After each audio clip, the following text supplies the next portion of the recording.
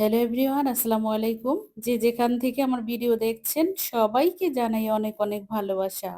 আশা করছি সবাই ভালো আছেন। আলহামদুলিল্লাহ আমিও আল্লাহর অশেষ রহমতে ভালো আছি। আজকে আমার ভালোবাসার ভিউয়ার্স আপুদেরকে সব ঘুরিয়ে ঘুরিয়ে দেখাবো। আমি তো বিলে চলে যাচ্ছি আমার দেবরের ছেলেকে নিয়ে। বিলে চলে যাচ্ছি, ওখানে আমার একটা পুষ্কুনি আছে, সেটা তোমাদেরকে দেখিয়ে দেব। সাথে কিন্তু একটা ছাগলও যাচ্ছে আমাদের সাথে। এই তো আমরা যেদিক যাই ও সেদিকেই যায়। এই ছাগলটা হলো সামিরের। ওই তো সামির আমার আগে আগে আছে ছাতা নিয়ে। ওর সাথে আমি যাব আমার পুষ্কনির ধারে। আর কাছাকাছি একটা জমিও আছে, সেটাও দেখব আর তোমাদেরকে ঘুরিয়ে ঘুরিয়ে দেখাচ্ছি। এই জমিগুলিতে কিন্তু আলু বোনা হয়, বিক্রমপুরের ঐতিহ্যবাহী আলু। আলু বোনার পরে এই ভুট্টাগুলো লাগিয়েছে। এই জমিটা নাকি আমার এক ভাসুরের। সামির বলছে, আমি তাই দেখছি, ঘুরে ঘুরে ভিডিও করছি।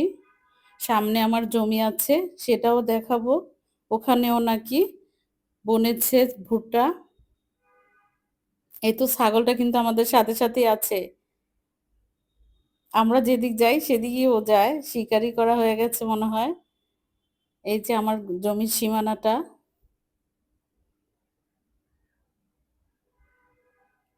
খুবই বাতাস ছিল, হাঁটছি আর এত ভালো লাগছে। আকাশে কিন্তু মেঘও করে রেখেছে। এই যে আমি দেখবো আমার জমিটার কি হাল।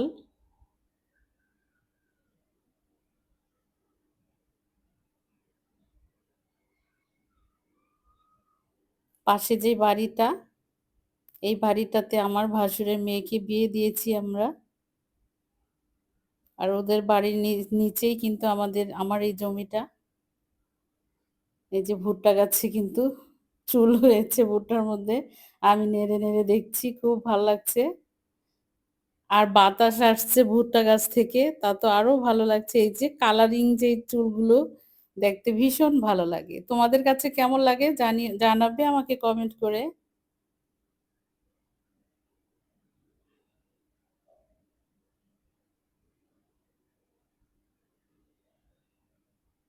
এই যে শেষ সীমানা পর্যন্ত চলে এসেছি আমার জমির।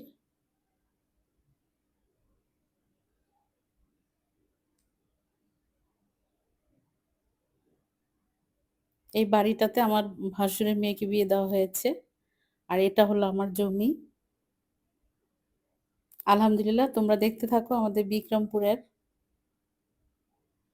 জমিগুলো। প্রথমে আলু বোনা হয়, এরপরে এই ভুট্টা ফসল, যারা ভুট্টা না করে তারা ধান বোনে, তিল বোনে, পাট বোনে। আমার এই জমিটাতে ভুট্টা বোনা হয়েছে।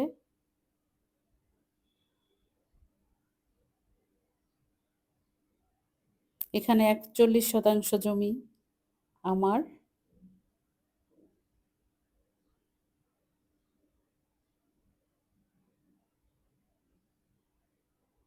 তোমরা যারা আমার ভিডিও দেখছো অবশ্যই ভিডিওটা লাইক দিয়ে দেখা শুরু করবে আর শেষ পর্যন্ত থাকবে আমার পাশে।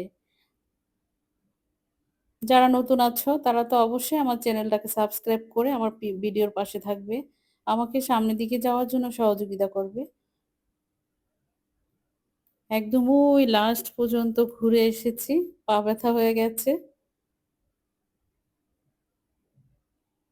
চলে এলাম অনেক দূরে, এতগুলো সময় আর দেখানো হয়নি। এখানে আমার পুষ্করিটা, এই পুষ্করিতে ড্রেজার লাগানো হয়েছে, কিন্তু আমাকে ভালোভাবে ড্রেজারে পুষ্করিটাকে কেটে দেয়নি, এলোমেলো করে দিয়েছে। দুঃখ প্রকাশ করলাম পুষ্করির কাছে এসে।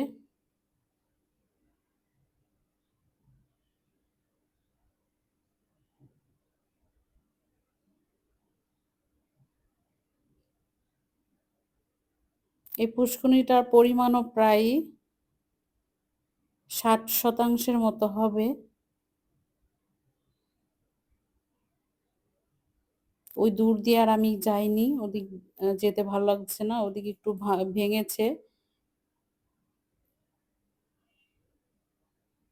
মাছ ধরা হয়ে গেছে। এই পুষ্করিণীটা আমি আর অন্যদেরকে চাষ করতে দিয়েছি। ওরাই মাছ ধরে।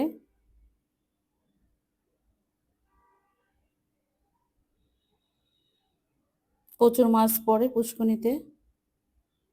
এখানে বিলের যত মাছ এই পুষ্করিণীতে এসে পড়ে। এখানে কিন্তু চাষ করা হয় না, বিলের দেশীয় মাছ আসে এখানে। আর আমাদের দেশীয় মাছ কিন্তু অনেক দাম হয়ে থাকে।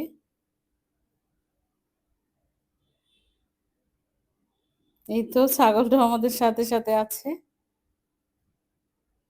আর আকাশের অবস্থা খারাপ বলে আমি দ্রুত করে আবার চলে আসি বাড়িতে।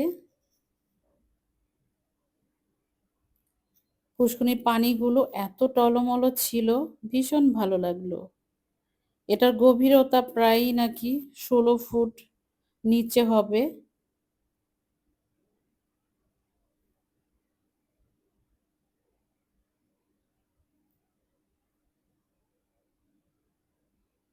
তোমাদের যাদের কাছে আমার ভিডিওটা ভালো লাগলো, অবশ্যই আমার ভিডিওটাকে লাইক, কমেন্ট এবং সাবস্ক্রাইব করে দিবে। আর পুরো ভিডিওটা ওয়াচ করবে। পাশে থাকা বেল আইকনে ক্লিক করে দিবে। এতে করে আমি যখন ভিডিও ছাড়বো, সাথে সাথে তোমাদের কাছে নোটিফিকেশন চলে যাবে। এতে করে তোমরা আমার ভিডিও সবার আগে দেখে নিতে পারবে। আজকের মতো ভিডিওটা শেষ করছি। ফিরবো অন্য কোনো ভিডিও নিয়ে। আল্লাহ হাফেজ।